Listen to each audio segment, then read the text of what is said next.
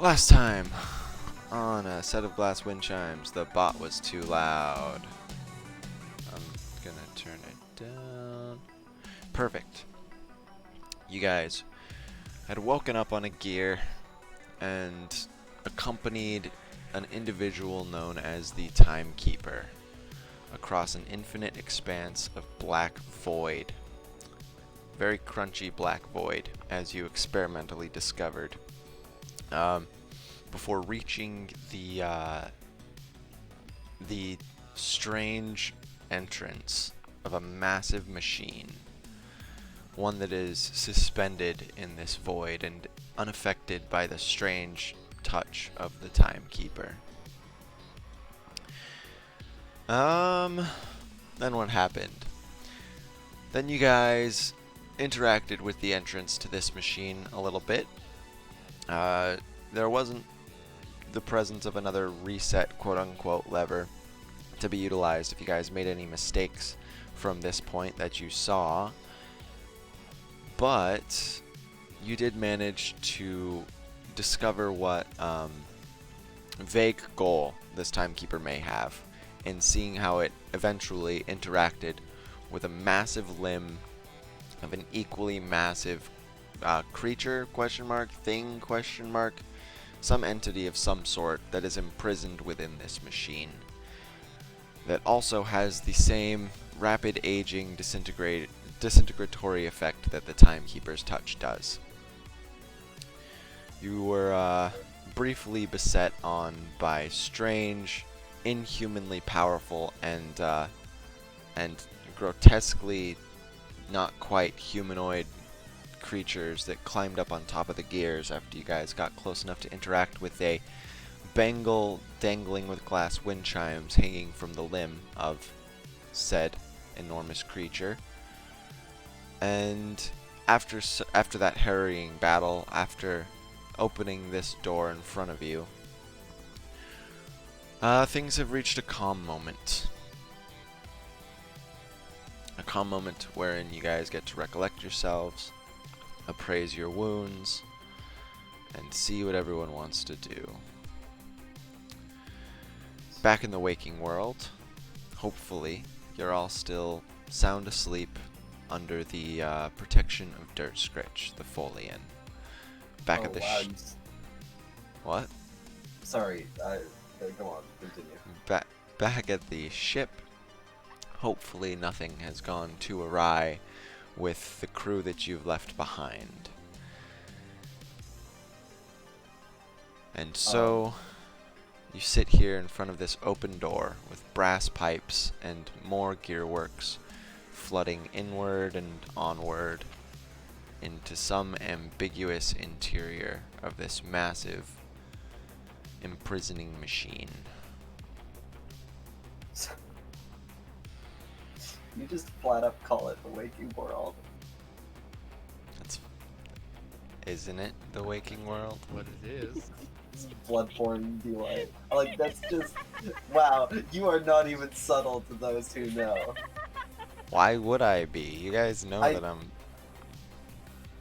I know, it's just... Yeah, Eric is.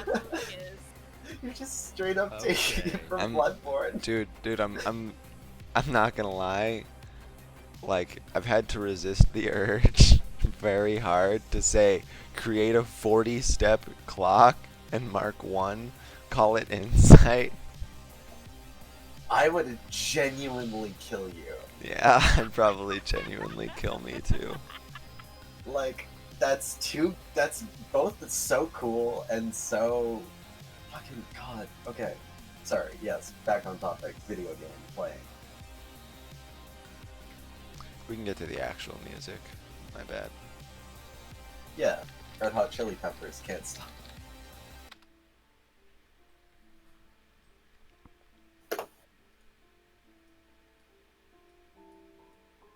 So, some of you are wounded. The Timekeeper, having done what he had done, well, after doing what they had done, can't really tell if it's even gendered.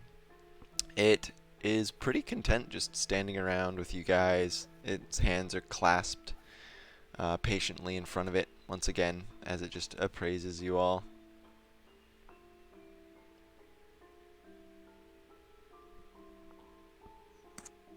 Alright, so if I remember correctly,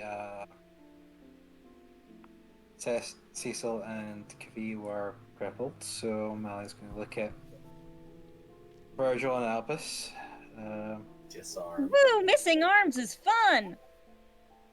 I don't think Cecil's missing an arm. It's just taken completely out of commission because most of it is disintegrated and then So cauterized. missing- It looks He's not. He's like not half of it. missing. If he angles it just right, it just looks like an arm, and then he turns it slightly, and you're like, oh, the whole thing's beef jerky. He's not missing arm. It's only 99% not there.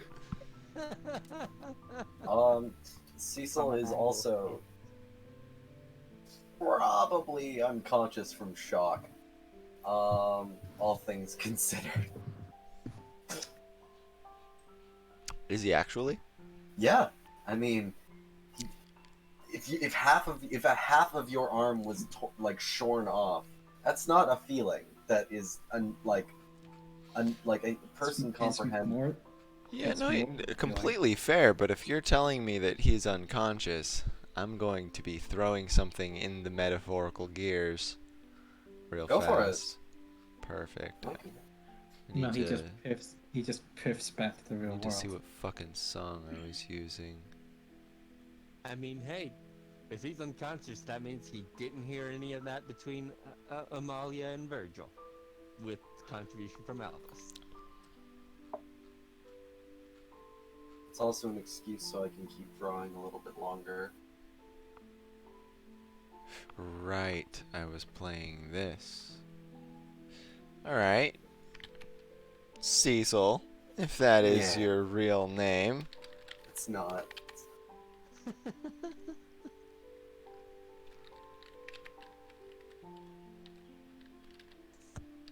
Can you please play Death in the West? You had gone asleep standing up in in an incredibly small housing fixture that probably wasn't it was just like that because it wasn't done yet. It was a door into about 10 inches of space, and as you wake up, you're kind of slumped against it. Your face has bark patterns on the cheek and up the forehead, and you immediately smell something, and you hear something more than just the ambient jungle noises. So you come awake, and what you smell immediately is very obfuscated by the fact that this little building you're in is like, it's not airtight, but it's pretty close, and you feel a little asphyxiated just over time. That Sure. said, what you hear is the rolling of wheels off in the distance, and it's sort of uneven. Like, you can hear every time they go up and then fall down a particularly large protruding root, and you hear the squelching whenever they get too deep into the swamp. But you definitely hear wheels. You hear something moving, something possibly big. Okay. That's interesting. So, assuming we're not going back to the dream world quite yet. So hold up. You are the only one that is woken up. Yes. But is that... Yes. I'm aware. Okay. Is that what you want? Okay. That's all I'm saying. So, bark patterns... Wait, repeat. What happened to Cecil? You know Sorry. how when you fall asleep with like your arm on the desk? Oh, okay. I thought it was something that was like I thought you were going the body horror route for a second. Absolutely not. No. I'm Okay, going. yeah, Cecil no, looks like okay, it. yeah. He looks kind of stupid. Yes. So Cecil opens up the door and immediately like hunches down and before you describe what happens, can I roll stealth to just be like, Absolutely. Alright. So you fumble around for like the interior handle of this door, and you realize that that hasn't been formed yet either. So you kind of have to get your claw, nail, Yeah. whatever's like in between the door, and Yeah. you're like, "Argh," and you open it as quietly as a touch. After coming in, just like passively as Cecil, you've done this enough to where when you opened the door the first time, you noticed exactly how it creaked and in what areas. Yeah, So you just everybody does that. you just prevent that from happening as you're opening Yeah. it again, and you crouch down, and Mhm. we'll say that you're particularly high up on the tree since this is an unfinished building. You're about 70 feet up, where the largest trunk divides into two trunks, total of probably Alright. 110 feet up. So it's a bit of a Okay. climb down, but also that it's very unlikely anything from the ground is going to be seeing you exactly, much less that you're keeping an eye out. So I don't have to roll stealth. No, you do, but it's Okay.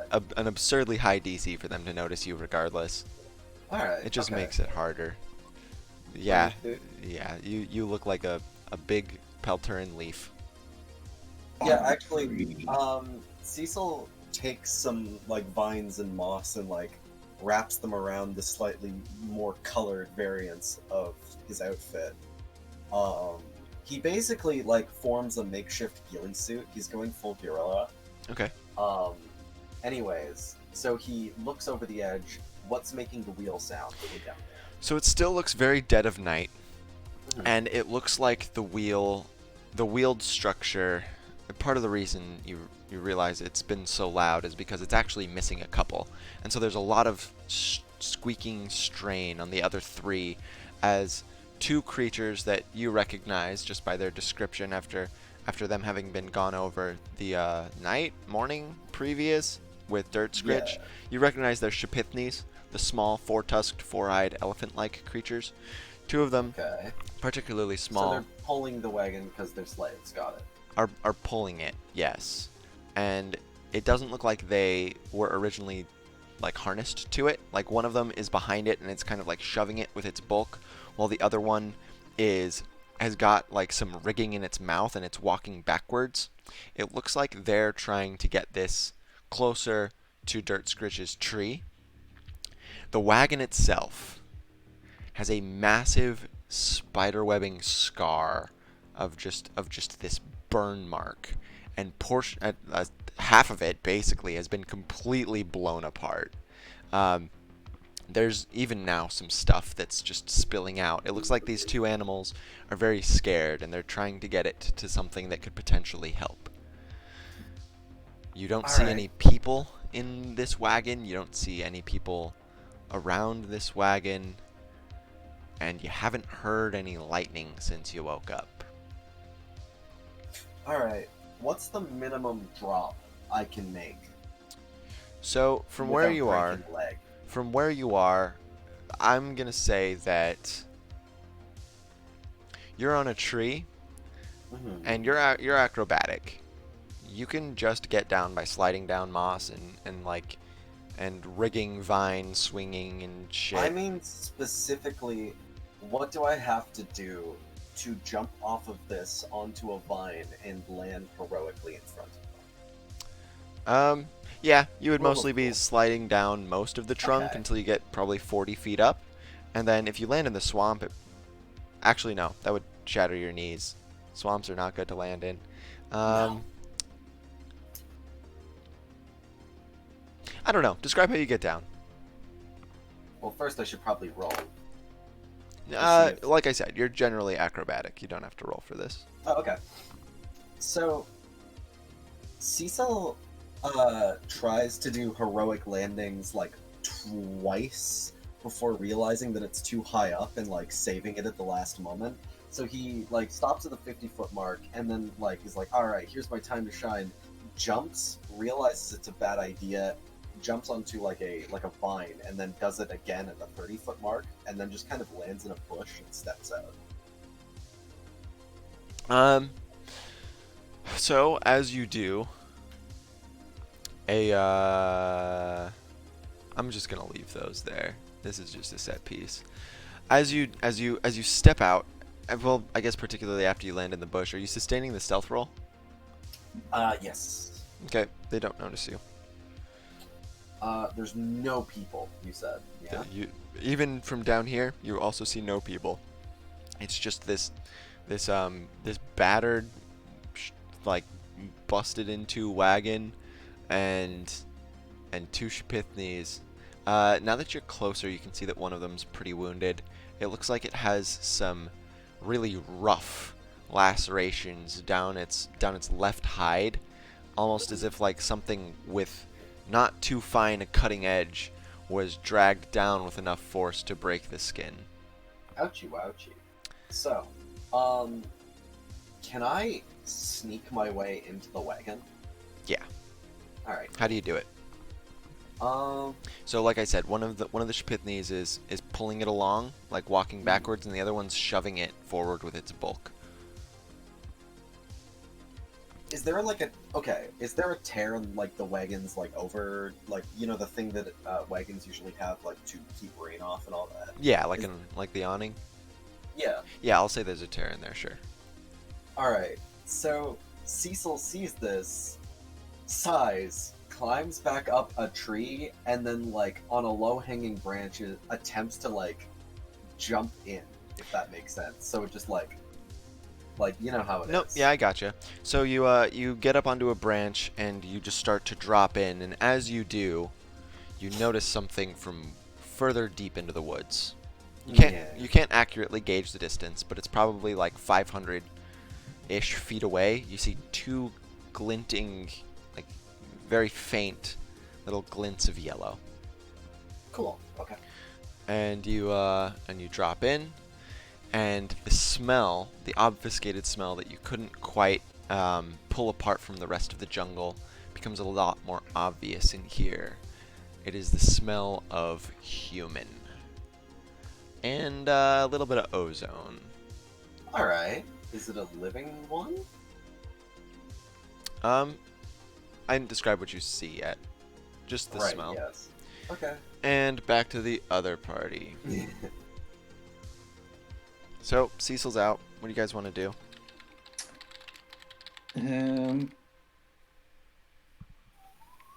Yeah, we'll pursue a lot more enemy. Not gonna go far because we're 2 party members down, but we'll at least see what's ahead. Alright, so who's going with I Amalia? have a question. What's up? What happens to the Cecil's body in Eden?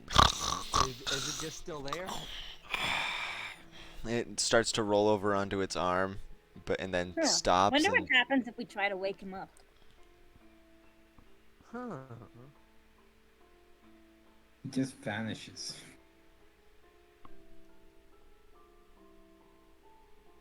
Yeah, I guess. Actually, I guess as you guys look at him, he starts to become a little more indistinct, as if the boundaries of his body, like you know how in real life nothing has, like, an outline. Yeah. Cecil does, and it's kind of smoky and wispy at the edges. He's starting to look. It looks like he's very slowly transforming into an echo. Guys, am I the only one who sees this? Heartless. He's turning into. I wonder what's happening to him. I suppose I should study it and find out. I suppose, it just theorizing, he's currently waking up. I wonder Well, if okay, we're if you all wanna be waking boring up like at the that. same time, like, if we stay in here longer, perhaps.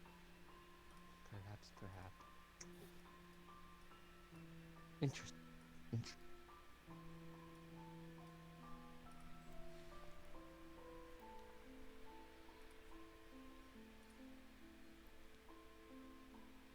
The timekeeper is slowly rocking from left to right. Huh? Oh, yeah. It was just theorizing. I wasn't gonna, like, push him off or doctor him up or... Then again, actually, our bodies come back perfectly intact, and he's not... this actually might be a good opportunity to check and see.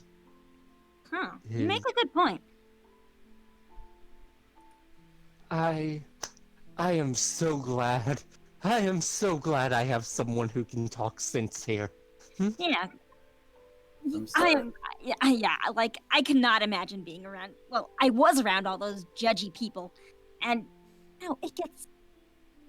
I want to respect other people's science, but it can get a bit irritating. I mean, don't get me wrong, morals have their place in civilized. We are an uncivilized society. Exactly. Want to bet on that? I mean, okay, technically speaking, there's no telling where we're at here in Eden. It could be a civilized society. There could be judges and jurors and people of our peers around here, I suppose, yeah, but I don't see any. Yeah, you're right. And if there are no laws in society, well, I suppose if you tried to kill him, there'd be nothing stopping me putting a bullet through your head. This is Why also don't you? true. Huh. What happens if you put? I wonder if you put the bullet through his head, he probably won't have anything happen to him while, the next time. As far as we can tell from how this place seems to work. As No, far no, as he'll- from what we've seen so far, these bodies keep coming back, right? No matter what happens, falling from a great height or being crunched down by a giant demon. So there's nothing morally wrong against testing limits. Hmm? Exactly. And I mean, hey, you have a point. If you want to take out frustrations, you can. Fuck. It's I mean, not like we have much else we can do here with our arms kind of, all messed up like this. So, the timekeeper is going to slowly sidle over to Amalia's side.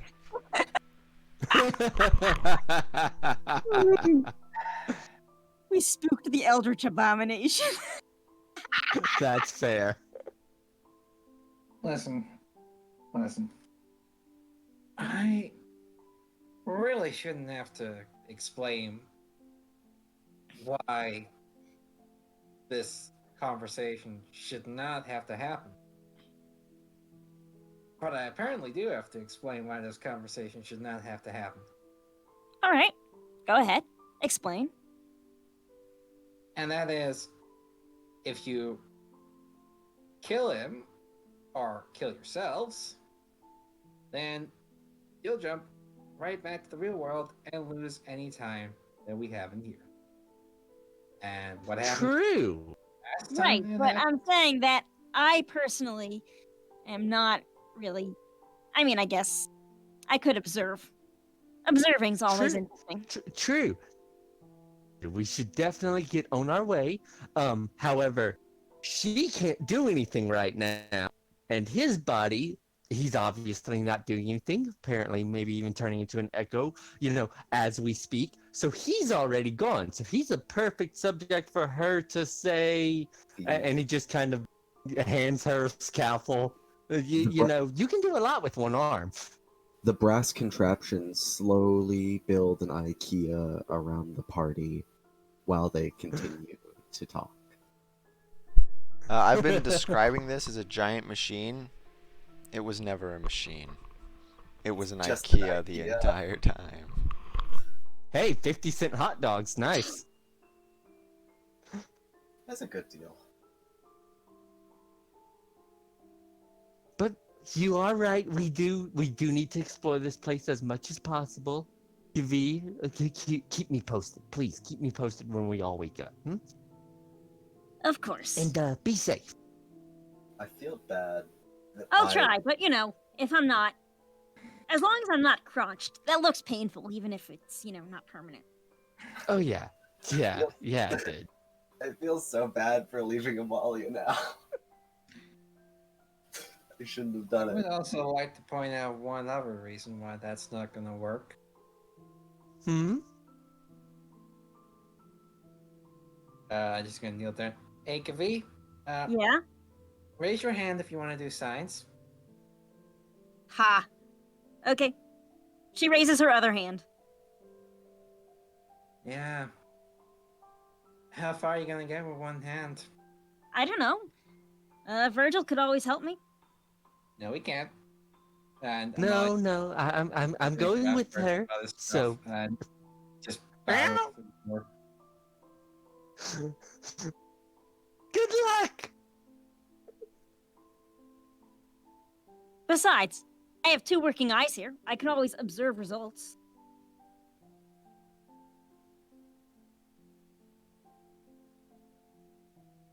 Amalia is already through the door. All right, so Amalia, you step through the door and it proceeds for like 3 feet until you have to hunch over, and the ceiling like drops halfway to the ground, and it's only like this 4-foot opening in front of you, almost like a ventilation shaft that is doubly as wide and made of brass pipes. They're cool to You the know touch. it's getting short when I'm have to go. They're cold to the touch and kind of exceedingly so. Like, not freezing, but it gets a little uncomfortable. It seems to continue like this for maybe another 10 to 15 feet before turning sharply to the right, and splitting into 2 different ventilation shafts. Well, ventilation shaft-sized methods of progression, one of which is it branches upwards, and you kind of have to climb the brass piping in order to ascend it, and the other one which sort of turns like at this weird sort of downward diagonal angle. It's not quite diagonal enough that you could slide down, but it's still downward. Okay. Oh, one way to go. So you guys have to single file. What order are you in? As much joy as Amalia would get from making Virgil go first, she goes first. Okay. Timekeeper's just chilling back there with Catherine. Yep. It's still I standing on the side that suppose Amalia Virgil was will- on. Sorry. I suppose Virgil will head up behind her, and Albus will be behind him, probably to help keep an eye on him or something. Alright, so where do you lead them down, Amalia? What are my options again?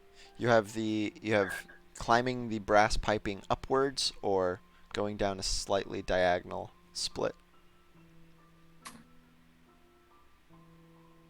Upwards and onwards. It's like an elevator shaft kind of, but a lot smaller.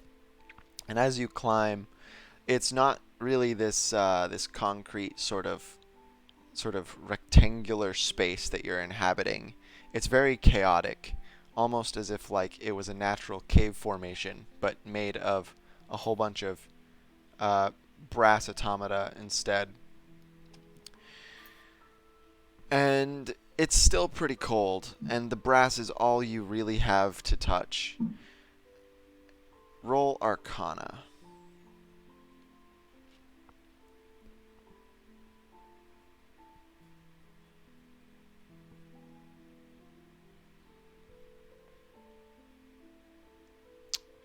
It is colder than brass should be with the ambient temperature. Are you sure about that? Because brass is extremely conductive. Oh, I know. That's It conducts cold as well as heat. yeah. That's what I'm saying. Is that like wouldn't like If it's wouldn't- conducting heat away from your skin, that's what cold feels like. yes. No. You don't have to explain that. I'm but, explaining it. I think the point In is general. basically it's like room temperature, but for some reason the gear feels like it's Oh, frozen in ice. sorry. I was under the impression that the room was cold, but the brass was colder than it should have been, and I was like, how is it not freezing? Okay, no. Yeah. The void Yeah. is pretty ambiently Yeah. room temperature. My brain is folded once again. It was cold in the jungle. That's what you're Mhm. remembering. Hi, Stuart. Hi, Stuart. Can you hear us? Uh-oh. Stuart's dead. Uh-oh. Stuart. That's an uh-oh.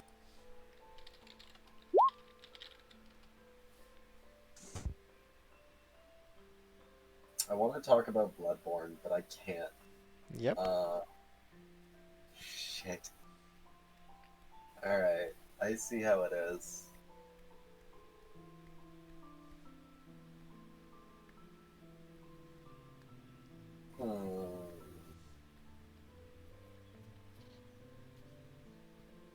All right. Back to Cecil. Our regularly scheduled features.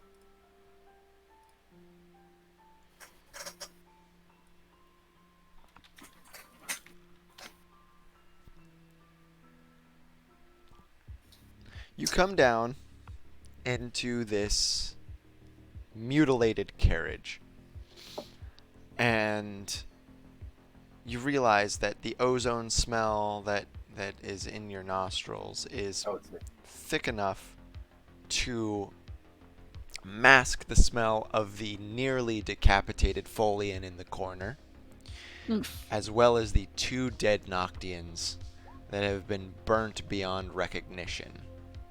Alright. First things first, it's not Dirt Scritch, is it? It's not. The Folian itself is wearing a particularly distinguishing set of clothing with an emblem of a crescent over a branch. Okay, so it's the what do you call them family, yeah. Like this. Ooh. And the 2 Noctians, one of them has a less regal set of the garb with the same emblem, much smaller, over its right shoulder. Okay. And they're all dead, all 3 of them. The interior seems to be primarily ornamental with wooden benches. This was more like a carrying people carriage as opposed to a carrying things carriage. And you see, well, actually no, I guess you don't. But the bodies themselves, as mangled as they are also, in fact, not just the bodies, but everything. The benches, it's all seared into the sides of the walls, and various pieces of wooden shrapnel on the interior. Everything eerily semi-melted together. Cool. Alright, so, Cecil, seeing this, plugs his nose, and you said that there were, like, yellow, there were 2 yellow dots. Little did you say? glints in the distance, yeah. Yellow glints. And that was towards or away from where we were? That was pretty far away. It was 500 to 1,000 feet in another direction from Dirt Scritch's tree. Okay. Could I make a roll to see if I know what anything that could be? Yeah, roll insight. Alright, cool. Insight. This is actually a pretty low DC. 10. 10 gets it. Oh, You've been a predator for a long part of your life. maybe you don't word it like that, but yes. Those were probably the eyes of something stalking this wagon. Alright. Okay. Yellow? You're not too familiar with the fauna of this area. So, you can't really accurately put a finger on what they might belong to, but I can extrapolate then that whatever caused that is that? Maybe. It could just be less capable of all of this thing that's seeking to capitalize on wounded prey. because after all, there is a pretty badly hurt Shpithni pulling this wagon, and another one that's not quite as hurt shoving it. See. So,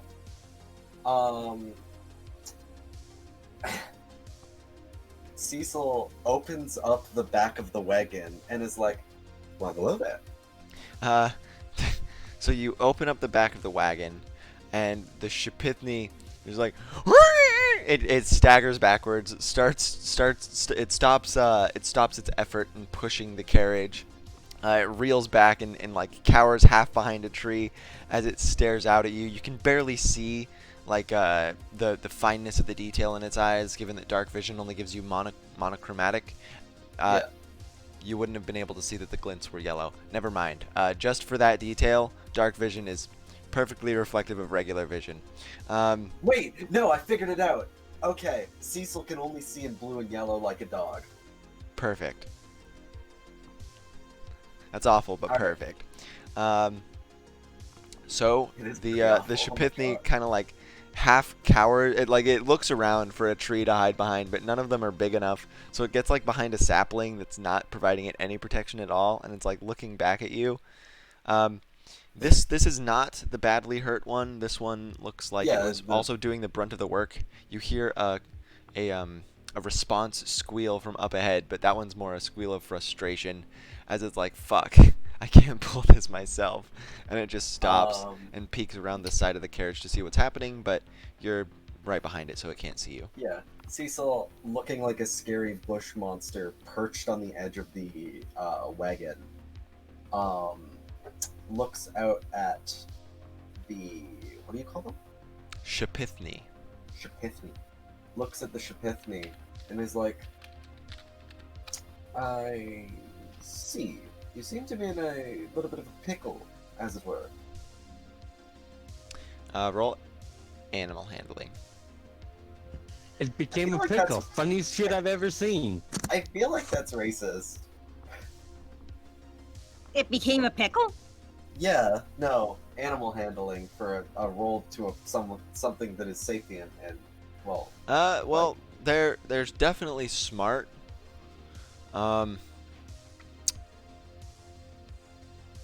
Probably not to the degree where they have personalities indistinct from one another, but they're helpful. Well, I mean, real elephants have personalities distinct from one another. I'm aware.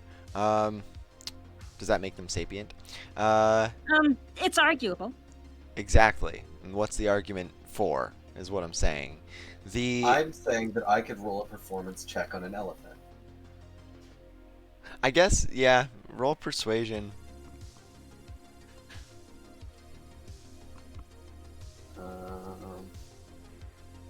17's much higher. So you sort of feel the ground underneath you shift, and not in the way that ground underneath you usually shifts in a swamp. Before it starts walking back over to you, it still looks very wary, but you realize that a lot of its sure-footedness is... This was hard to see in using the dark vision, because it is very much still the weirdly dead of night ?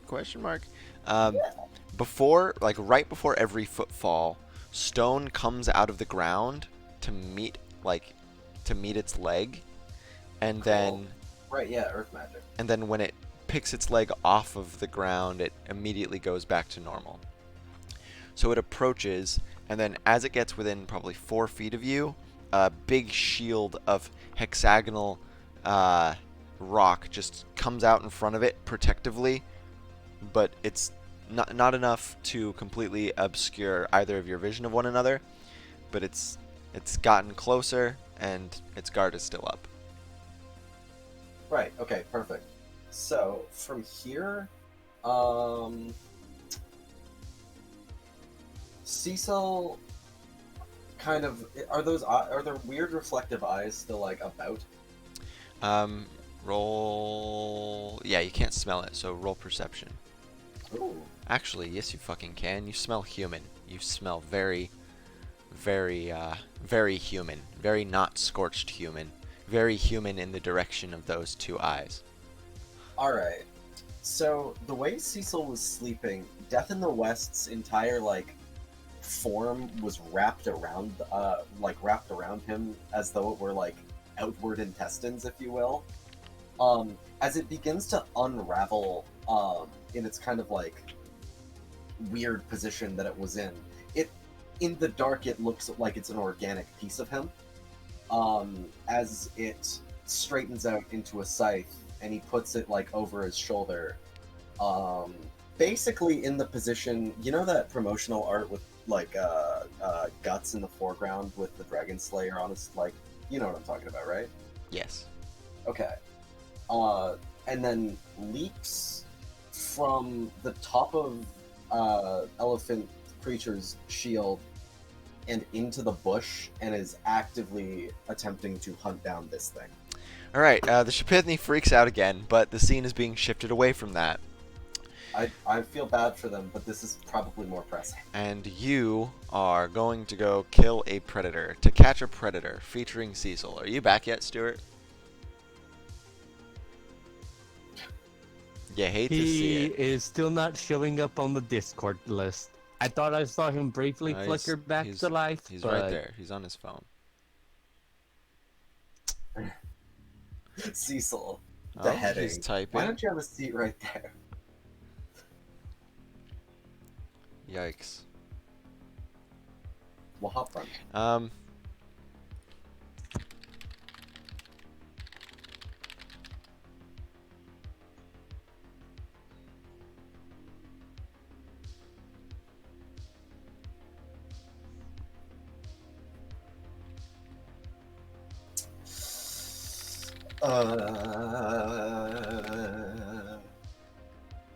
Well, we can always play on Thursday, I guess. We still have everybody except for him, so the show technically goes on. Oh shit, you're right. I'm always just kind of under the assumption that, like, Caro if someone- sweating. I have to do things? No! Alright, so Not let's that just would keep be going really with good. Cecil then. We also can't play again on Thursday because this is me and Caro's our D&D week. So describe how you're stalking through this thick jungle. So you know how, like, a dog with one leg runs? Yeah. It's like that with the scythe, like, with his only other arm that isn't being dedicated to movement holding onto the scythe, kind of partially wrapped onto his back. Okay. So he's like kicking off of trees, but he's staying lower to the ground than usual. As he's like zooping about the woods, hunting this fella down. Because the smell of a person is very, very, very much like recognizable, you know? And it's very distinct. Yeah. Like this is powerful smell of a person. This is one oily motherfucker. And so you burst from some shrubbery into and not quite a clearing, but like a smallish space just to frame what's immediately around Cecil. And you see in front of you something hunched over, whatever the smell is coming from. Kind of, it looks like one of its shoulders is jutting upward, and it's bent over like a particularly large root connected to a particularly large trunk. Fuck. Maybe it's eating. Maybe it's Zod the Immortal. It's pretty small. It's slightly smaller than human. No, well, average human size. Alright. Seeing it, I would like to make a funny stealth check. Okay. To Go ahead see and if roll. I can sneak up on it. Yep. Please be good. 25. That's not bad. So Cecil seeing this is, there's no like other smell in the air, right? This is a purely human scent. Yes. There's some human and some from the Shapithni. Okay. So it's, yeah. Now, I'm assuming that there's going to be a reveal that it's eating one of one of the members from the ship. So, to save the trouble, Cecil is going to just can I just do a rushdown on it and go and start combat? So Cecil sees it in the clearing, Yep. dashes forward, and then just whips the scythe at it with guillotine mode. Do you want to keep this cinematic or do you want to map? I want to keep this cinematic. Perfect. I'm going to change the music real fast. Roll attack. I'm gonna declare this my enemy. You're declaring this your nemesis? Oh, I Please, forgot about please the don't. nemesis. Please don't. I want to, but I won't. Okay. You'll see why I don't want you to in a second. Okay. So, Mind you, that would be funny. it would be really funny. And it's very tempting to, but I won't. So, as you rush forward, roll attack with advantage, with all the damage modifiers. Yeah. Don't. I understand.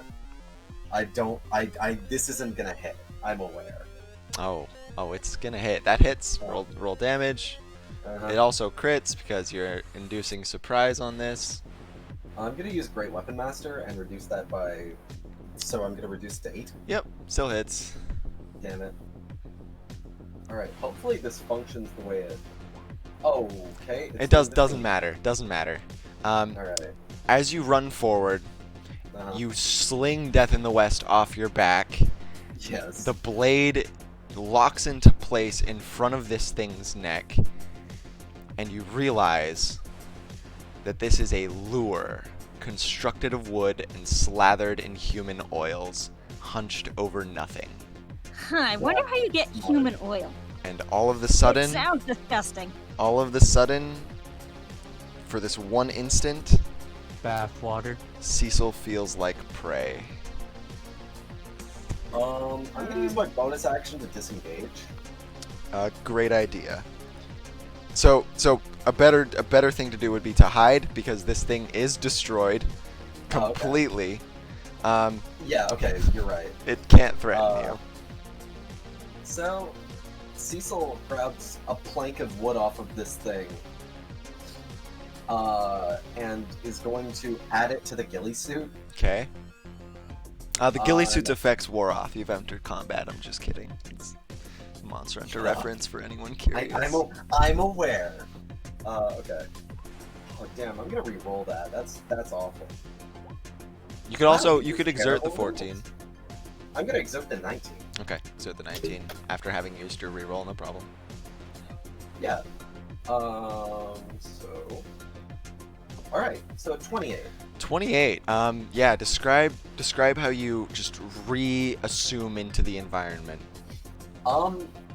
So Cecil uses snaps the board, and grabs the splinters and basically shoves them into his coat and runs up against a bush in a tree with his leg wrapped around it, almost like an octopus. Okay. And he blends in. A human eye wouldn't an eye wouldn't be able to identify that as a person because of how weird its position. Perfect. So He's just assumed the bush. not 2 seconds after you just leap out of away from where you just were, in front of the lure, do you hear a as this rapid, what's up? I would love roast beef sandwich. As a that's going in the recording, Tiffany. As the whirling of some kind of projectile just slams into the ground through the swampy muck where you were just standing, and then a half second later, ba-dum! An entire lightning bolt, a whole ass lightning bolt, just fucking tears through the canopy, lights several branches on fire, and explodes the rest of the lure. Cool. After that happens, whatever hit there is still there, and it definitely can't see you anymore. So what do you want to Good. do? Um, can I stealthily uncrank Death in the West? Yes, you can. So you just. I like to imagine it doesn't make noise so much as it like can make noise. So like if Cecil were to want it to make the weird like No, absolutely. dislocating wet poppy sound. I like to think that the is more Cecil putting that noise in his head as he uncranks it, but it doesn't actually make it. Yeah, I see that because there's nothing metal to it. It wouldn't make that noise. Absolutely not. So Yeah, it'd be more like. So can Cecil identify where the projectile came from? Yes, it came from pretty sharply up. Oh. Up and you place it as probably pretty high up in the path you had taken to the lure. Huh. And aside from the smell of human, is there anything else? The smell of human is so strong that it blocks everything else right now. Wouldn't it have just been burnt up by the massive lightning bolt? Yeah, and then oil I was guess, the smell exploded of everywhere burning- and is Yeah, now you're right. slathered The all smell over of Bart. burning oil and wood is pretty, yeah. Okay. You hear the Cecil distant waits. crackling of fire. You just wait? Okay. Cecil waits to see if this person, whoever is doing this, is going to go inspect to see if there's a body. Because they wouldn't, like, assuming that, like, seeing this, it's extremely professional.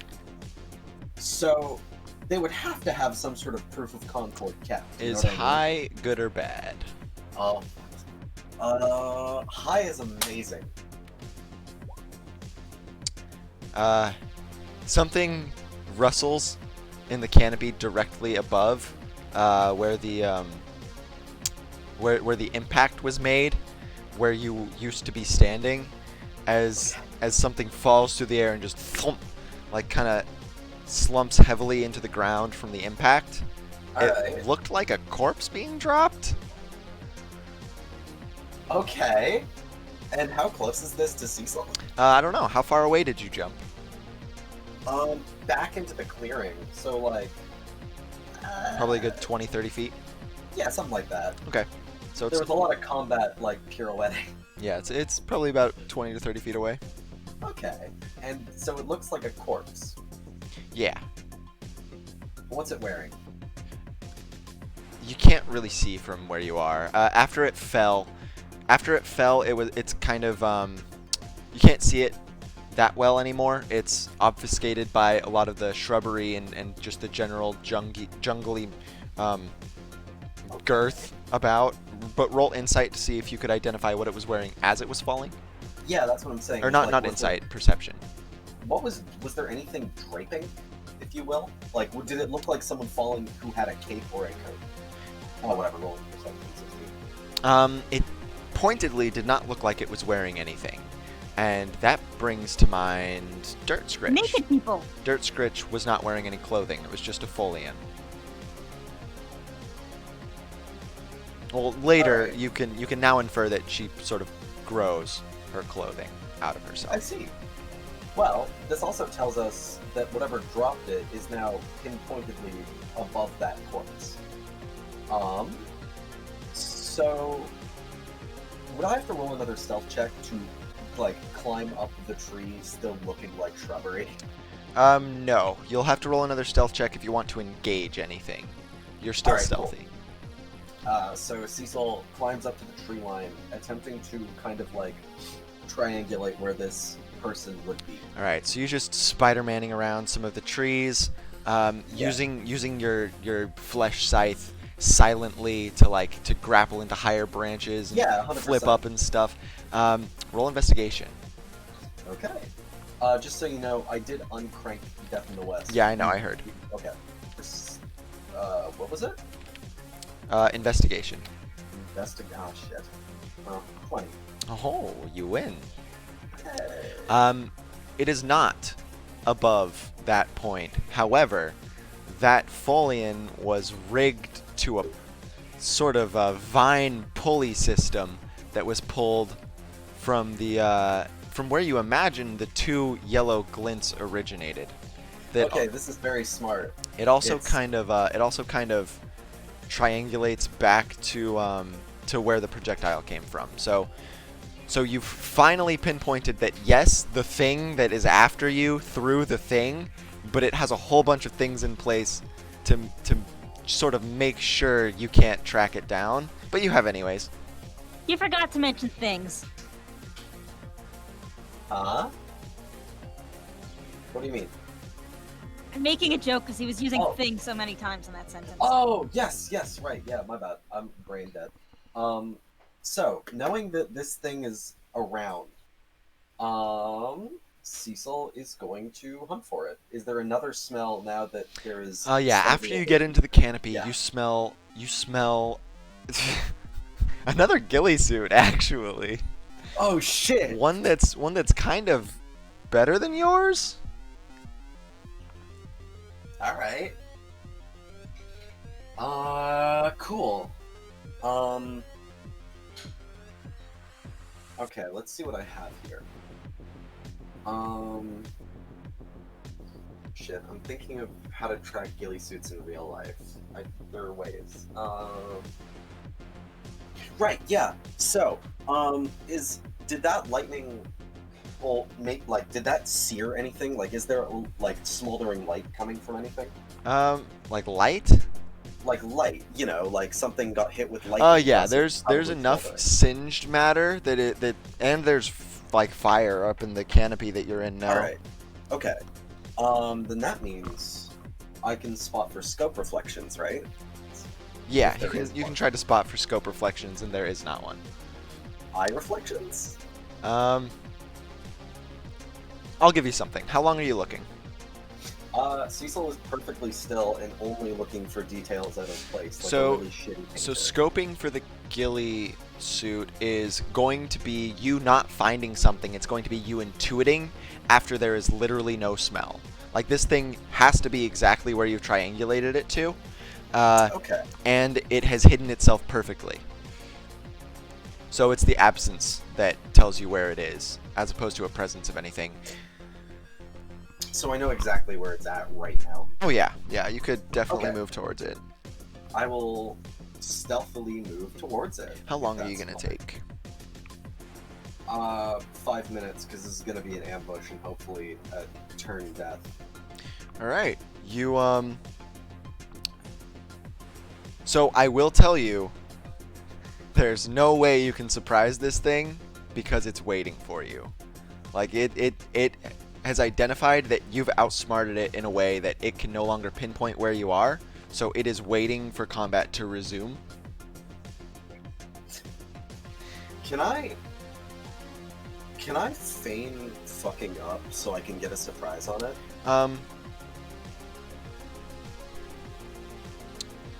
If you can beat its insight with a deception roll. That said, we'll get to that when we come to it. Yeah.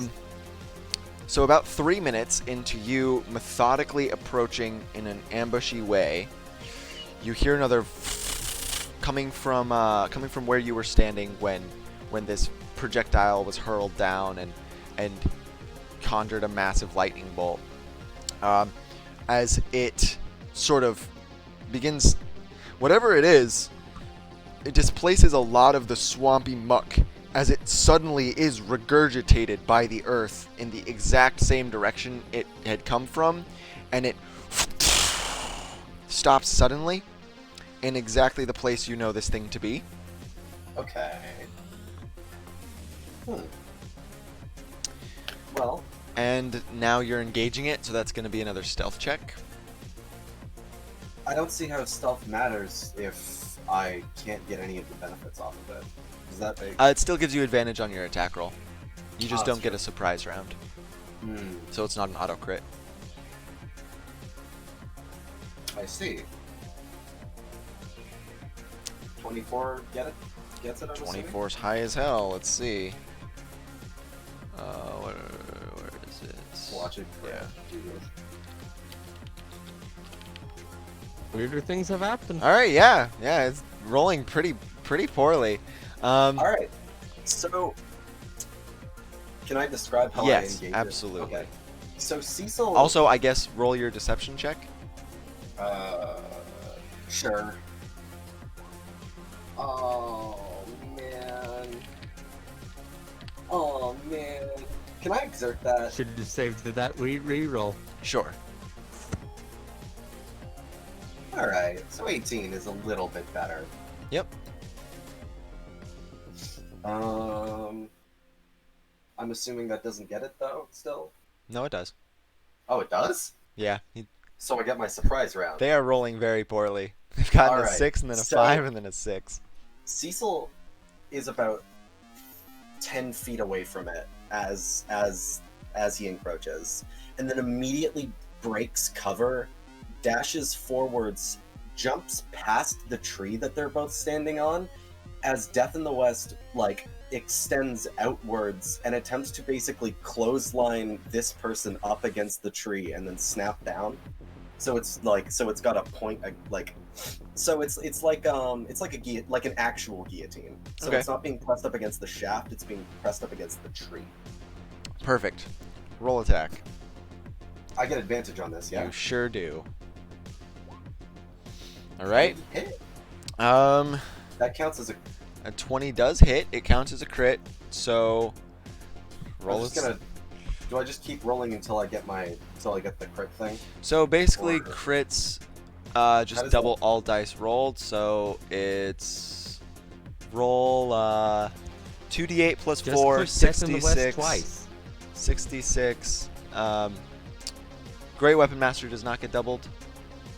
You have them checked. Hopefully it fucking works. Click damage.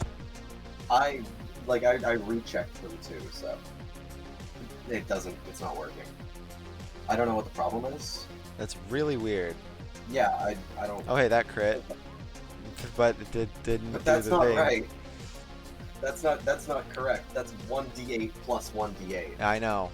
I'm well So, aware. I don't know. One, Oh, two, hop on. three. Wait, maybe turn Great Weapon Master off. Oh yeah, that might be what it is. Yeah. Oh Okay. yep, that does look So like let's roll. it's what it Oh. is. I did did the crit one. Perfect. So 56, 66, 74, 84 from Great Weapon Master. All right. So you guillotine this thing to a tree. It gets its forearms up in the way, and you realize that as you're closer, you can see a lot more details about it. Okay. It is a human of shorter stature. It's around Virgil's size. It's young. Both of its eyes are yellow, and it has a mop of brown hair. Okay. It's the hair's tied back with ornate wooden hairpins. It looks to be wearing primarily furs under the ghillie suit, and the two things that it's holding, one of which you intuit that it had thrown, is a large blunt metal disc. As it brings its forearms up, the discs are in the way of the guillotine, and it breaks substantially through their mass, and the sheer force of this is enough to crunch the tree behind this thing, but it does not decapitate them. Intriguing. You hear a very, very low-pitched grunt as it brings one of its legs up and like hooks it underneath the blade of Death in the West. It unlatches it for you. However, both of the blunt metal discs then glow a sharp yellow, and a blast of lightning is sent your way. Well, I'm not going to argue that it can't hit. However, it's going to have to angle its arms real weird. Doesn't look like I'm- it's coming from its arms. Okay, cool. It looks like it's I was coming just- from the discs. Uh, Roll a dex Well, saving that's- throw. Alright, cool. Can I see this attack? Yeah. Uncanny dodge. Alright, you make it. So, That means that you take half of this. So you take five lightning damage. Oh no. As the rest of the tree behind it is splintered from the refractive force of this sort of localized burst of energy. It disengages the two of you.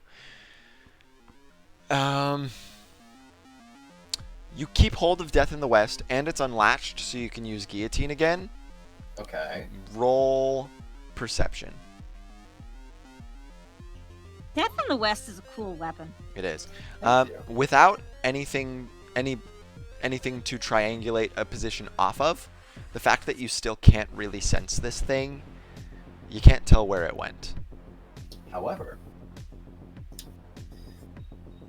Death in the West, you would argue, has a smell, right? Doesn't really have a nose.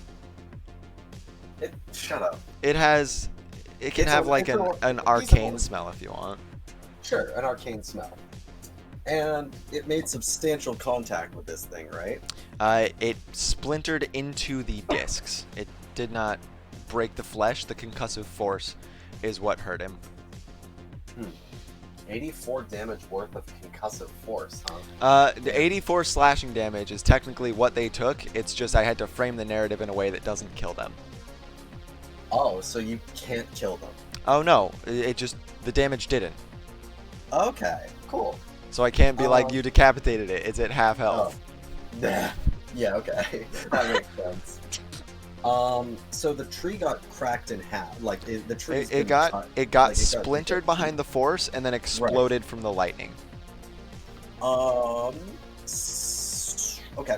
So without missing a beat, Cecil follows the path of the splinters and basically tries to meld back into the into the greenery. Okay, roll stealth. This is one hell of a Metal Gear fight. 24. This is my second advantage crit. Sad. It sure is. All right. So you pursue the splinters down into and then fake out into a shrubbery, and it blends basically perfectly with your ghillie mantle. And you're just gonna wait for some sign to act on. No. Where we were, where was the only other place other than where Cecil went?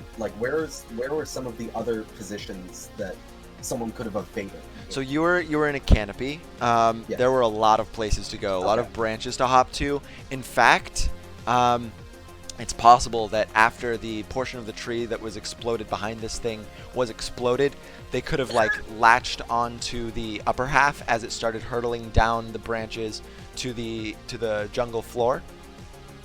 There were a lot of directions to go.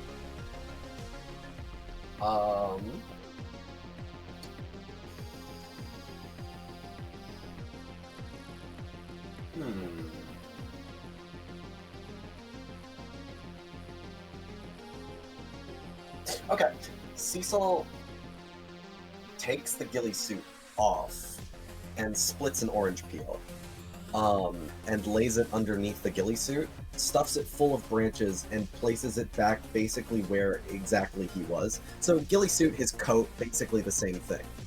Basically, he's making his own impromptu trap. Yeah, no problem. And is going to half bury himself in the mud 30 feet away from it to see if he can't do a funny again.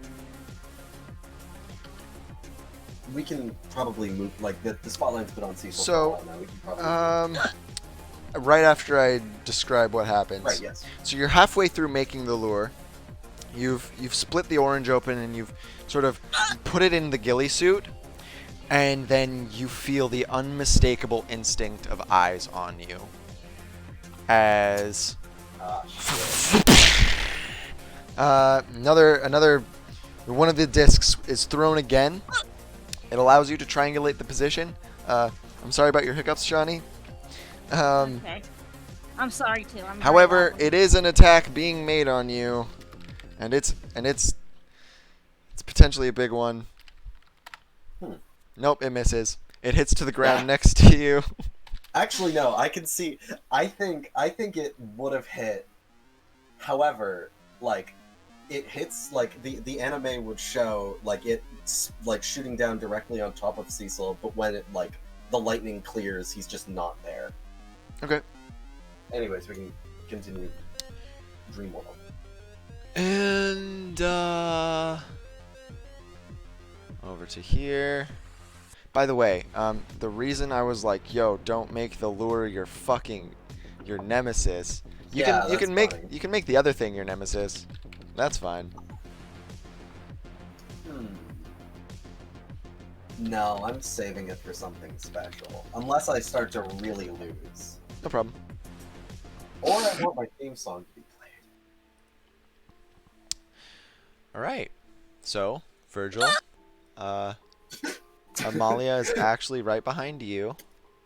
Shani has really bad hiccups. I know. I'm sorry. What I always do for hiccups, and this is going to sound horrible, is I get a glass of water and then like half a cup of sugar, mix that shit up and pound it back. Fixes it every time. I just waterboard myself. I just drink water. Drink Yeah. water, drink something. Or just hold your breath. Also viable options, but Mhm. sugar water.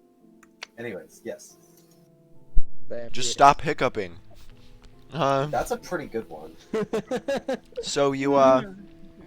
Virgil, actually you're in the front this whole time. So which path do you take?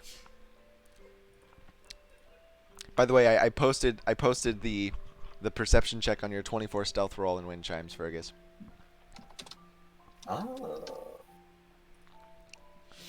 Wow. Holy shit.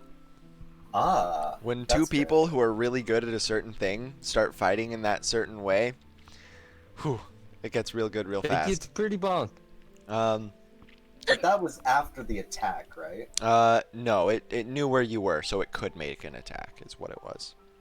Ah. You haven't described what your turn is yet. However, they're not quite done with what they're doing. But anyways, yeah, the attack misses you. Technically, it should have had advantage, but I'm not one to go back and redact combat rolls. So, anyways, Virgil, are you going up the pipe works or down the diagonal shaft? I know that Stuart had mentioned that I know I heard up before it all went to hell on him. Yeah. So The question is, are you I still going up? guess. Well, yeah, I want to honor that idea. So I Alright. guess I will do the kitty cat So, climb. You're climbing up. Malia and Albus are right behind you. You come up to some dogs. You come up to a series of catwalks that seem like they stretch over a good portion of the inner workings of this machine far below you. You infer that if you had taken the down path, you would be down there. These catwalks are kind of strange because they're weirdly broken up. They're not as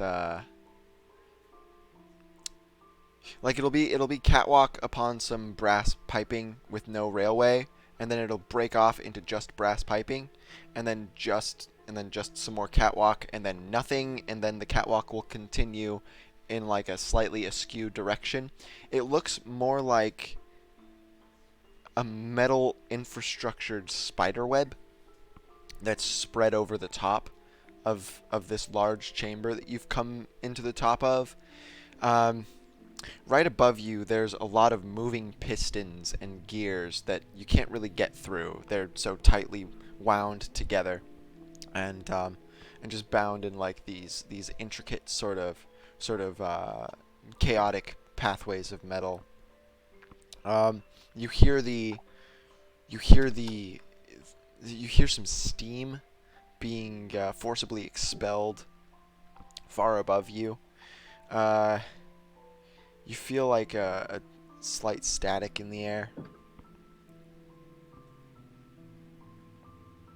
Well, isn't this wonderful? You know, I must say I always felt that calling them catwalks was a bit racist, specious. But let's get to work.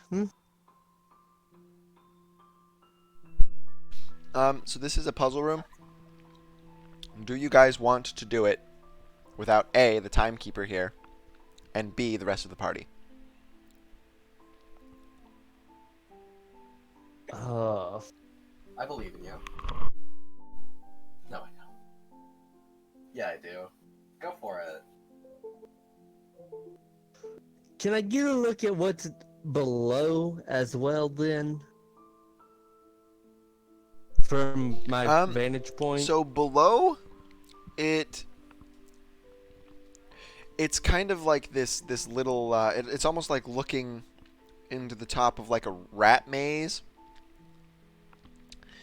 and like it's a bunch of different chambers that are broken up by walls and other piping. And some of them lead to the others, and some of them don't, in kind of weirdly abstract, ambiguous ways. Like for one of them, there's like a tunnel. Like it looks like you can climb into one of the pipes, and it leads you to another one. And then the one right past that has like this grating that you have to get through in order to access the one beneath it. It looks like it's a lot more claustrophobic, whereas you can sort of see everything up here. And how far down is it? It's probably a good 100 feet down, with this sort of shimmering, weird, ethereal kind of existence about 40 feet below you. I'll take out an apple and toss it down, see if it hits the field or the maze. It gets crunched. Got crunched? Well, that's interesting. Obviously, we will probably have to guide someone who has went down through it while dealing with this ourselves. So, I think here is where we stop for the day, morning, dream thing. What do you think, Albus?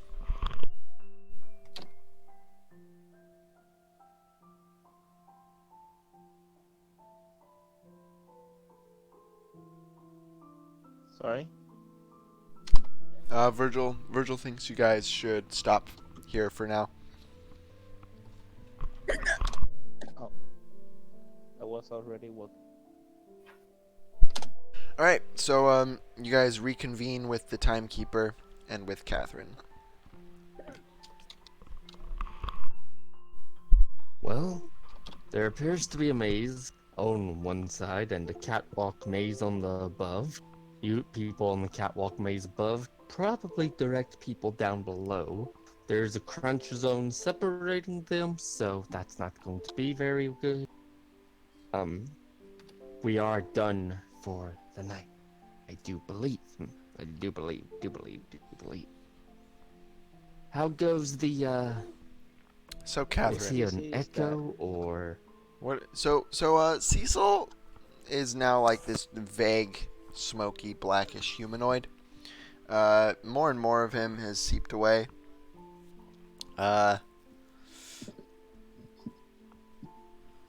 He's still there. What do you want to do, Catherine? What have you been doing?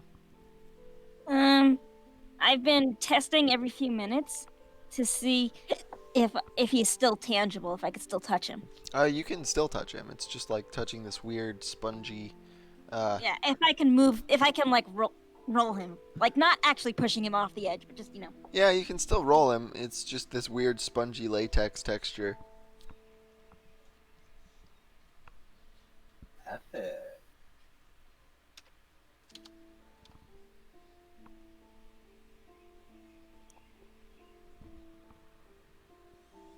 Oh, hey guys. Feel him. Weird, isn't he? Well, yes, of course he's from this.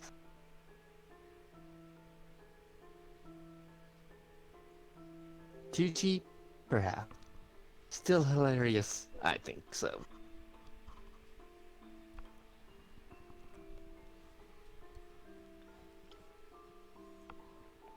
So, are we pushing him off or not? Amalia. As much says as no. I want to. I really want to. Like, I want to, but Amalia wouldn't have any business of that, and I'm not gonna take advantage of that situation just because Stuart isn't here. Wait. Oh yeah, okay. Good point. I was gonna say in character that Cecil had no problem with killing someone to take their brain if they're just gonna wake up afterwards. So Morally speaking, Cecil would be fine with that. yeah, so morally speaking, there should be no problem with dropping Cecil in the crunch. But Amalia did also threaten to shoot Virgil, so I don't know about that one, boss. It's up to you. I mean, don't get me wrong, I want to do it, but I'm not going to because that would be taking advantage of an absence, and that's just mean. Also, I mean, like, Eric would probably just, like, assume the position of Amalia. Nah, she responds. Oh, shit. Oh, God, you could do it. I have morals, unfortunately, so I'm not going to. I thought playing the character came above all else, Carol. Yes, but realistically, Amalia would be stopping said character. Just because Stuart isn't actually here doesn't mean that wouldn't still happen. You're juxtaposing realism on a D&D campaign. It sounds like you're just shoehorning in excuses. Push him off. Just do it. I am not pushing him off. Just push him off. I can't believe Kara's about to push off and kill my character. Don't be a loser. Just push him off. Do it, Caro. All right, so No. So the rest of you wake up. I'll push him off. I'll say, you know, he said it was okay to kill Abraxi if he'd come back, right? FYI, Okay, we shouldn't have a problem with this. I push him off. FYI, Fergus, you would have functionally been at full capabilities before you took the 9 effort damage and the 5 lightning damage. So you should only be missing 13 health. Or 14 health. Oh, shit. I mean, technically speaking, Kavi, you could have pushed him off that whole time while we were gone. Yeah, but, you know, I was waiting till you were there. Just wait for Amalia to get there, just stare dead ass at her and music change. Finally, Red Hot Chili Peppers can't stop. I knew you had good taste. You already made that joke once. You're not allowed to make it again. So, you guys wake up wherever you were in Dirt Scritch's humble abode, and you hear the, well, let's say it takes you probably 3 or 4 minutes to congregate down. Are you going to go to where Dirt Scritch is, or are you going somewhere else, or are you congregating at the base of the tree, or what are you doing as a group? Good question.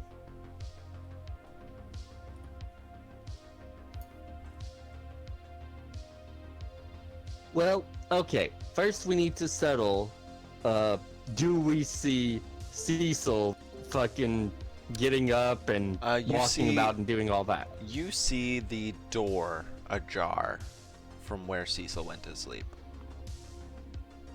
Interesting. Okay.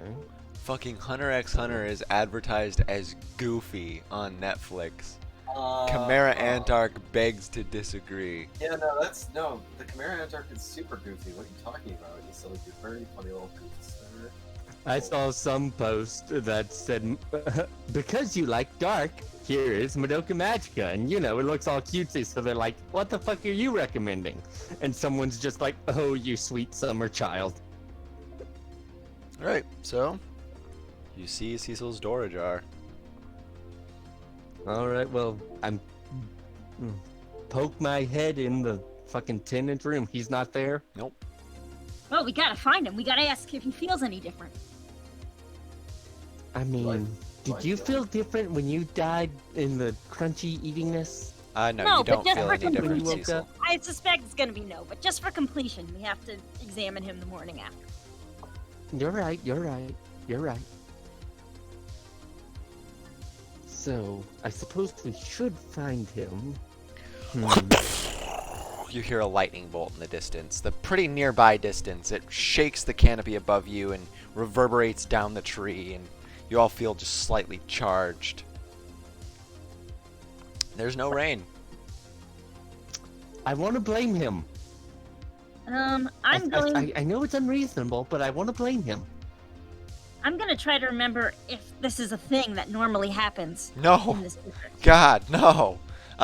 Usually there's very torrential, heavy downpours when there is precipitation, but it's kind of, funnily enough, in like the 2-month period where it's kind of got a little bit of a dry season down here, and so actually, you know what? Maybe it could just be atmospheric friction. That said, it's a little bit of a leap to get there.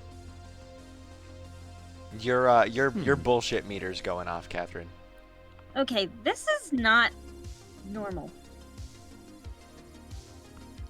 Pretty sure it's not Let me normal. guess, I mean, I you haven't been already here in a failed. while, but I think it's not normal.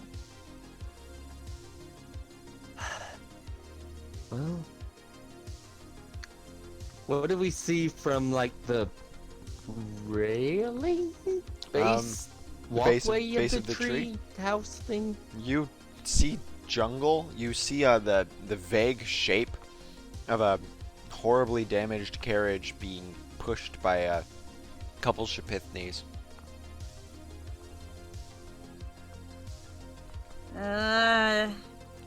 Think you went that. Go there? Alright, so it's probably about 30-40 feet away.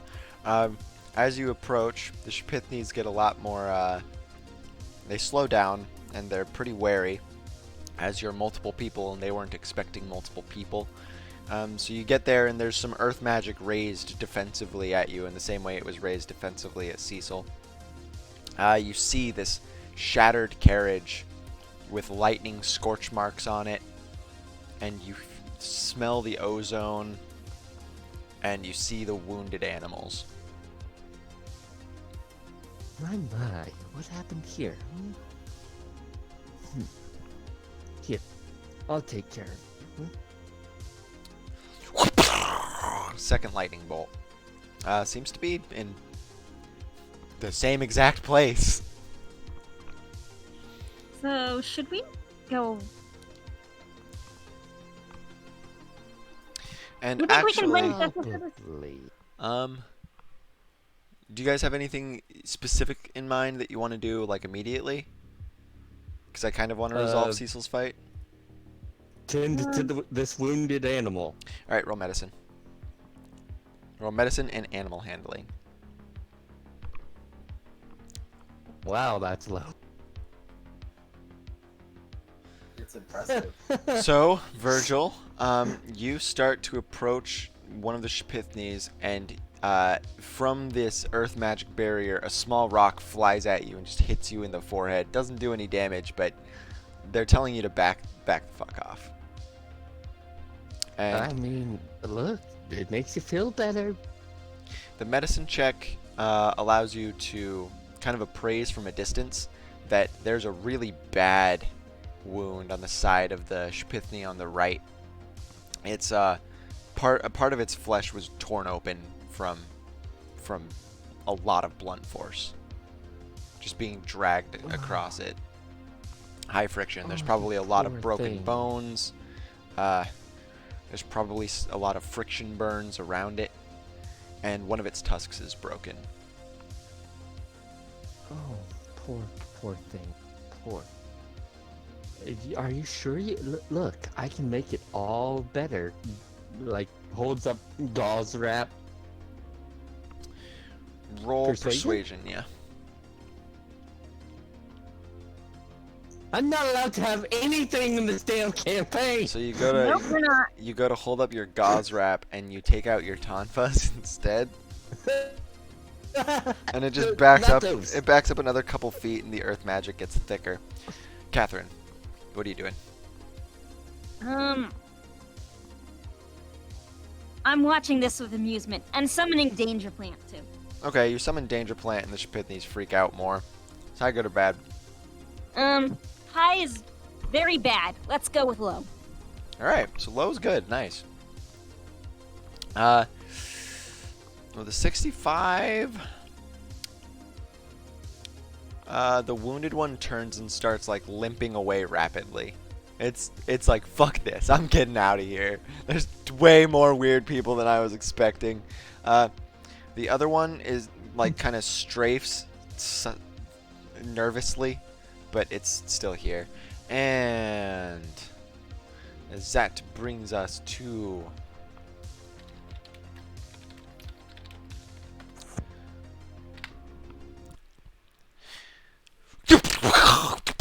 the second lightning bolt. Yep. Tears through the canopy in exactly the same way the first one did, except the thrower leaps down after it, picks it up, turns almost too swiftly on its heel, and breaks after you. Alright. Can I... So... I'm curious about what a surprise round constitutes as. Surprise rounds are what initiates combat, and I kind of cheesed the system by letting you get the second one. Hi. Oh, okay. So what do I... So So- he's. Do you have anything you explicitly want to describe? Because he's doing stuff. Yeah, I did. Like, he's breaking after me, right? Yeah. So, could I theoretically stop and attempt to just, like, slam him in the guillotine again as part of my hide roll? Or did I fail my hide roll? You haven't done a hide roll yet Oh, okay, so I because won't it's do still it. been his turn. Right, yeah. So can I roll stealth to essentially make him run up close against me, and then I ambush him and then, like, hit him with a... So Yeah, you're like another- you're faking out and then like stepping off the path so that he can run into your Yeah. position. Because I want to clothesline this guy again. Okay. Well, actually, them, because I don't know yet. So, Stealth. All right. That's a 27. good. That's a good roll. you say that, he probably crit. So you step off the side of the roll, the side of the path, and as you do, you feel this distinct static charge in the air, Okay. and it it gets really, really thick and intense until you start to see some small leaves catching on fire from it, and he jumps off of a branch and surges past your position. Go ahead and roll your attack. Alright. Uh-oh. You have advantage. Alright, but does this... I guess this isn't... Is this was this combat? Oh yeah, this was combat. Okay. Alright, so this will be normal. Jeez, we're gonna exert that. Okay, roll exertion. 21. So with a 21, the scythe comes out, and as it clamps down, it's clamping down mid-dodge, and the back of the blade tears very satisfyingly through first the upper shoulder of this individual, and then down into their back. It tears through mostly the furs they were wearing, Hi, why'd you do that? and but also the flesh underneath. Roll damage. Are you great weapon mastering the 21? No, because only like a 20 hit and a 15 wouldn't, so I'm not gonna. Not gonna risk the 16. I'm not gonna risk. Okay. All right. So, all right, 34. That's 34. So this thing has more than 112 health. or something. It skids on its heel, and are you doing anything else? Bonus action hide? Roll stealth.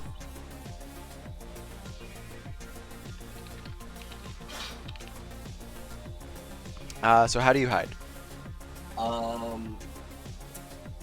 So as it's okay, so as Cecil throws out Death in the West, the handle bends with where he's moving, and during the combat, he actually jumped over this person, but the blade stayed in the same position, so it seemed as though they were Gotcha. static. So he made the attack and then vaulted over them while keeping it in the same position. Yeah, exactly. Like how have you seen Kendrick Lamar's have you seen No. Humble? Like I have not. Damn it, because there's a great bit where it follows his head while his body is moving, and it's basically that. I can imagine it pretty well. Yeah. Okay, great. But yeah, that's what he's up to. All right. So you're just on the other side. No, and continues to dash. Okay. Great hit and run. So after you make this attack, it raises both of its hands in the air, holding these metal discs, and another of lightning pierces through. This time hits him, and then reverberates outward and just incinerates the shrubbery that you were using to hide. Alright, okay. So just for reference, that's not cheesing your stealth check. It just beat it again. After that, can you turn it down a little bit? Me? No, Ashton. After that, it just starts to gallop at you, and then it leaps and makes a bunch of frenzied attacks. Cool. So 1, 16 to hit, 14 to hit. Who wins in a Players win ties. Okay, so I missed both of them. All right, how do you dodge so them? so- He's in midair, alright. bringing So them have both you to bear. Have you seen the Cowboy Bebop movie? No. Okay, never mind. So as these flurries of attacks are going through, Cecil is basically controlling the tempo of the fight by using the shaft of Death in the West to basically ebb and flow this person around him. So all of the attacks are missing by inches, but he's just kind of making very minimal Jeet Kune Do ass movements where he is not the one that's exerting energy. All right, and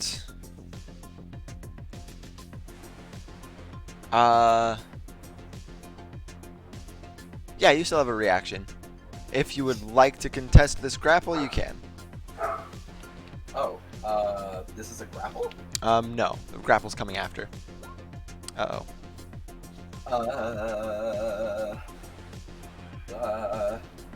So do I have a reaction or a bonus action? You have both technically, All right.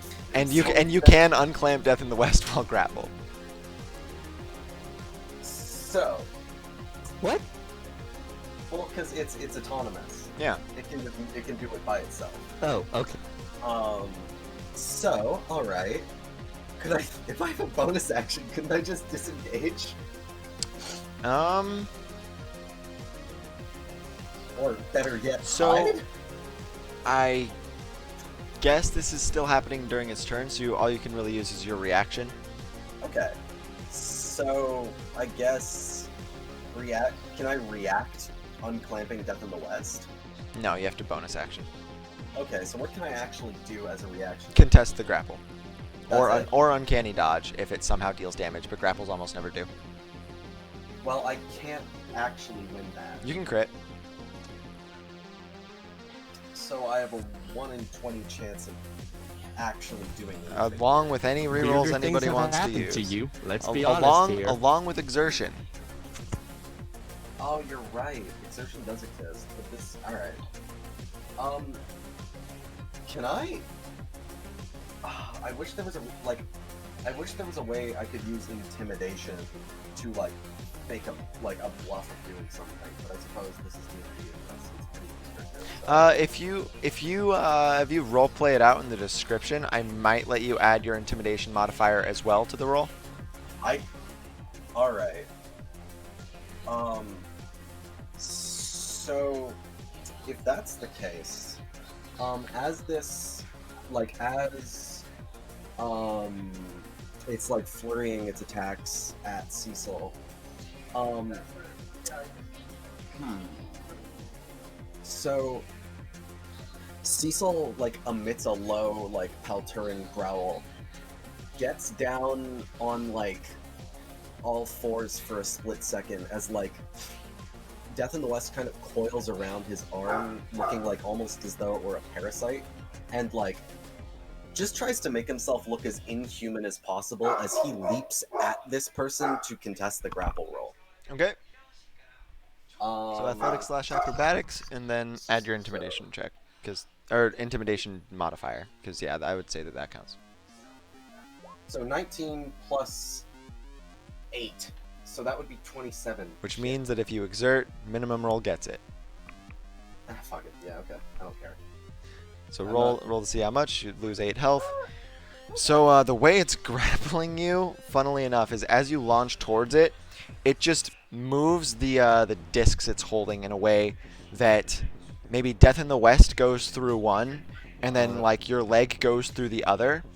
And as they come to bear on you, you realize that these things are the heaviest fucking discs you've ever seen in your life.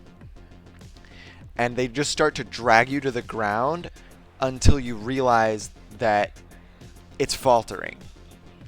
And you kind of just move the momentum forward, and Yeah.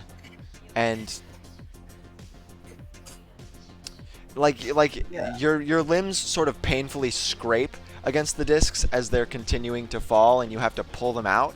But you manage to get off through to the other side, and it heard your Palturin growl, and it turns towards you, and its stance straightens up considerably, and you see the yellow glint narrow as it furrows its eyebrows, and then raises its arms into the air, and lightning. And as the light, 3 attacks. no, as the lightning fades, it is gone.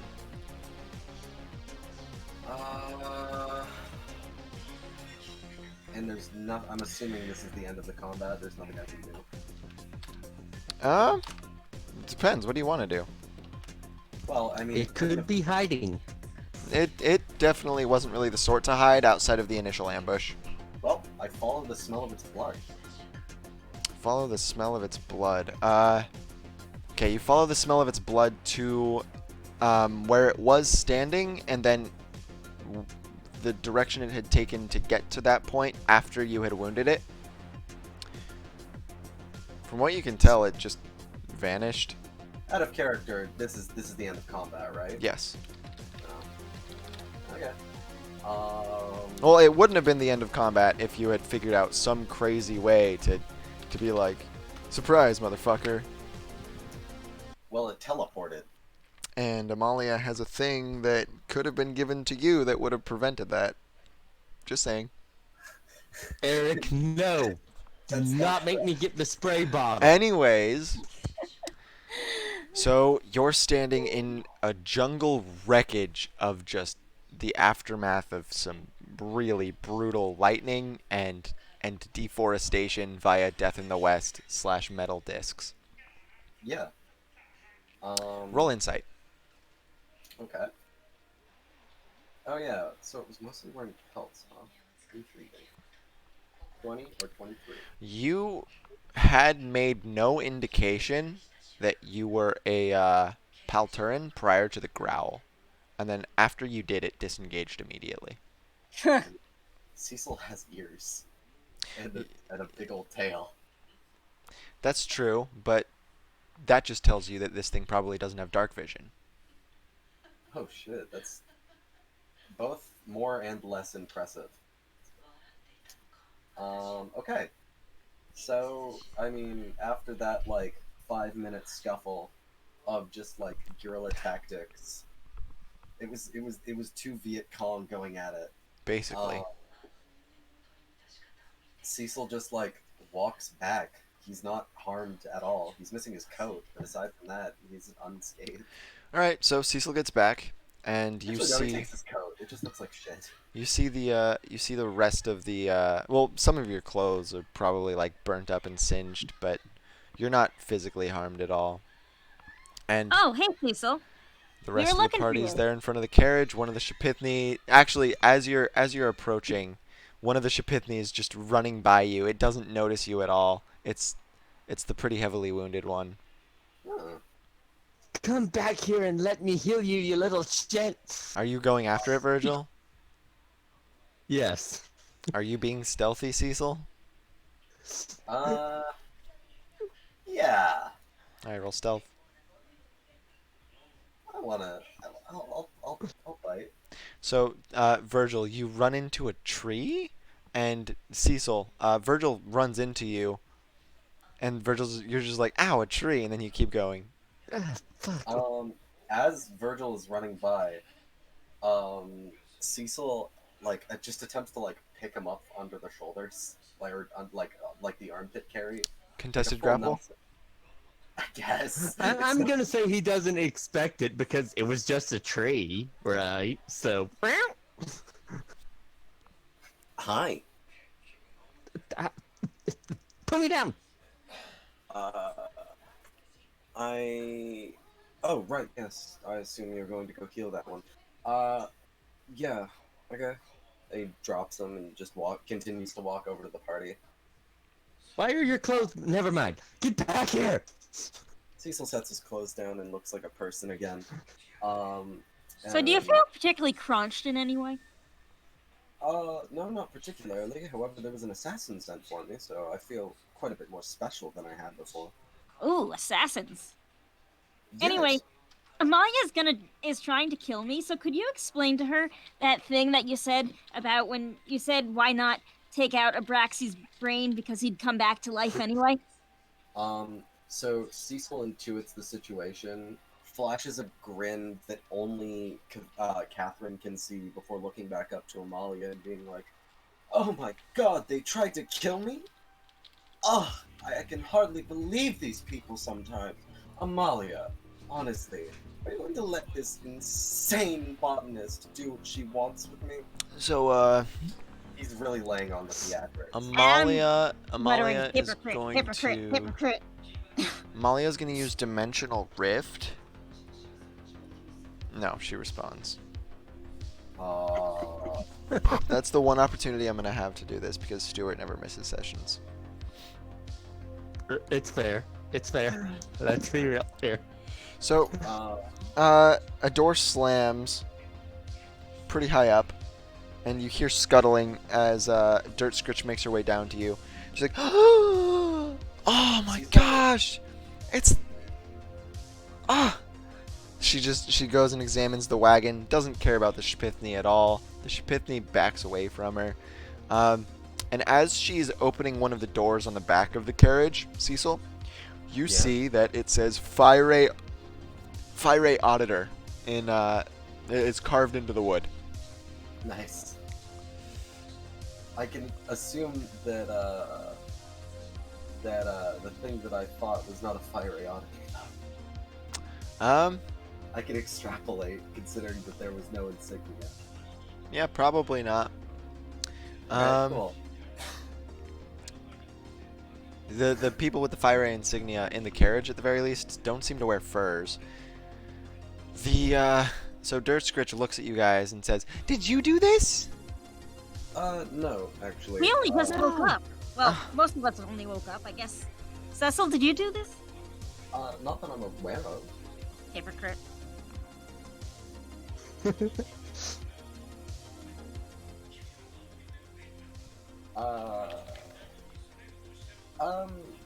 Dirt Scritch. She's just going over the carriage. She seems just absolutely giddy. What's up? Yeah, because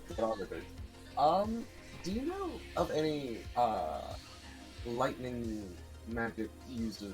Who have She just helped- twists at the waist to completely regard you, almost in shock, if you'll forgive the pun. And she says, "Oh, fuck. Hmm? Oh, that's a shame. Looks like I have to relocate again. The damn bastard found me. Oh. Yeah, so where okay. where was this? Where was this charged fellow? Oh, out in the woods. We had a interaction, and they went on their way, more or less. Did they say anything? No, they were busy trying to kill me. And they didn't. No. She just looks at the others and then the camera, in visible surprise, and then back to you. I think I almost killed him. However, he vanished before I could do anything, conclusive. She raises a hand and just kind of like scratches at her chin. Wow. How about this? How about I don't relocate and you just stay here forever? I'm not entirely against that. I'm curious, however, if you could fill me in on this character. I accidentally ate that fellow's parents. I see.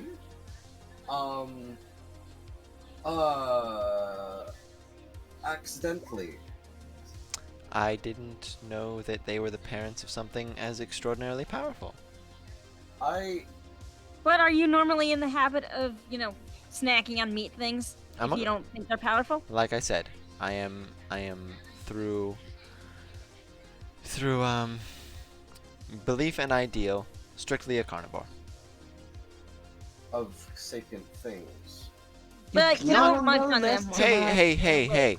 Not exclusively. I also eat squirrels. As she's talking, Cecil, attempts to basically, pick her up by the head and hold her off of the, thing that they're all standing on. I think she's taller than you. How tall is she? Like 6'3". Oh, okay, so a little bit taller. Folians are pretty big. And Right, they're pretty yeah, hefty because they're made of wood. Oh, you're right. Okay, so instead, how do I want to do this so that it's acrobatics? Can I attempt to, put my leg outwards and, trip her over it?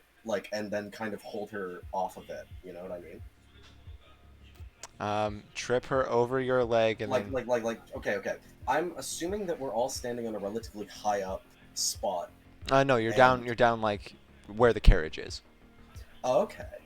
Oh, okay. So I was under the assumption that we had all reconvened upwards. My bad. Cecil, knowing that there's no place that's decent to threaten, just kind of you can hear the leather of his gloves tighten in a closed ball fist. She stops talking and looks at you. Cecil is making very, very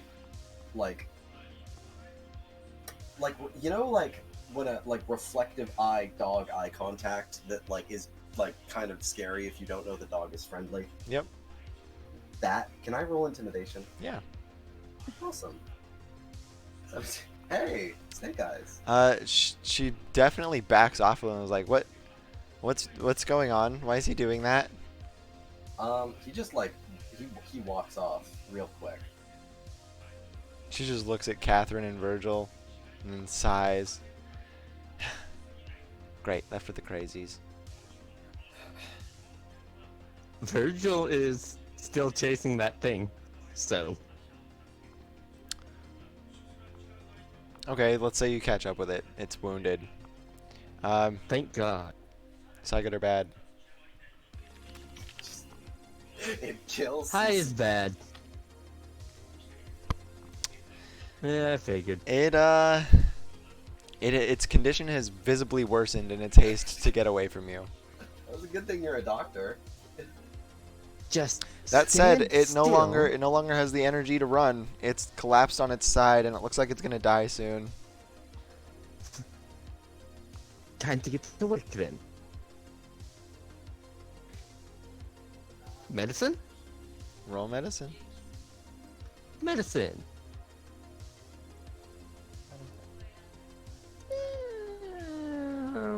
Hey, that's your best medic roll yet. Who still has rerolls and do you want to exert?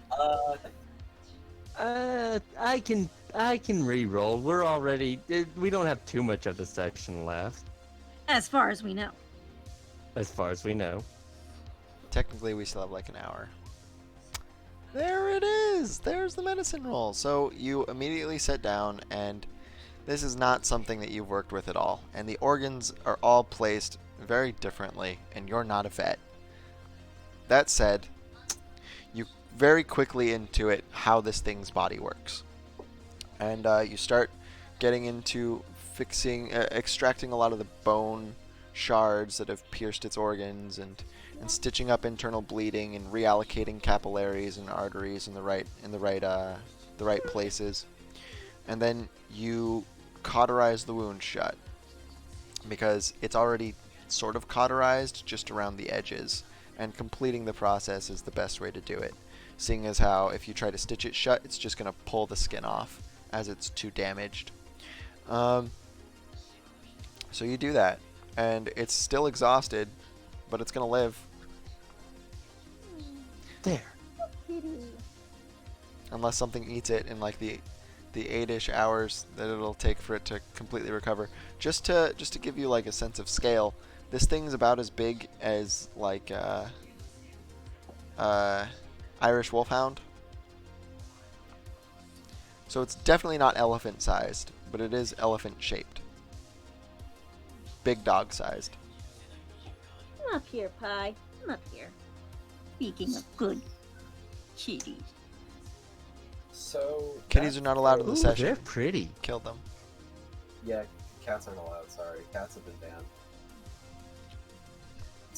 Those are very pretty dogs. So Eric,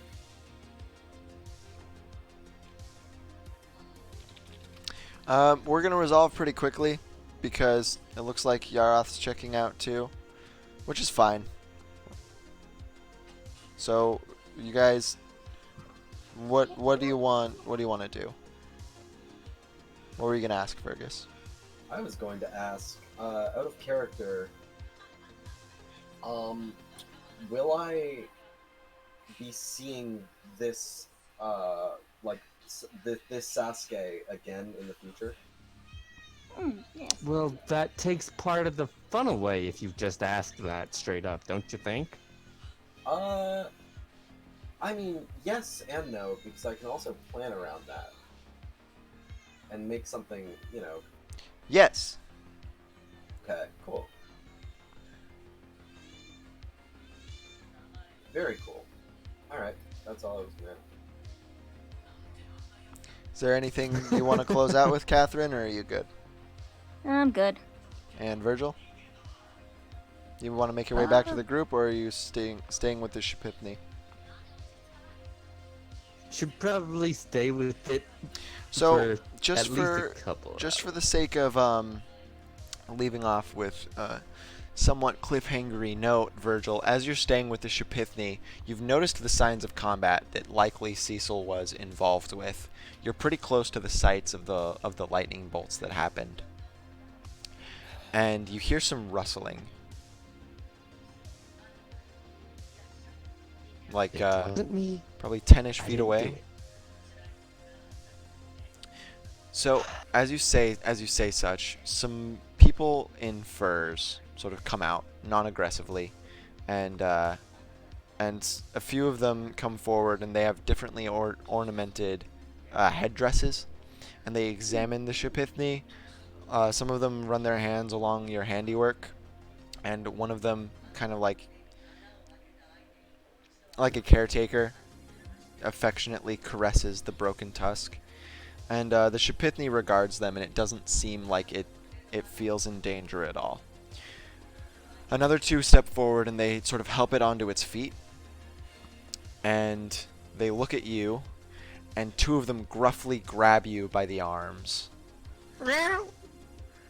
And they start to lead you and the Shipithni back into the growth. And that is where we will end. All right.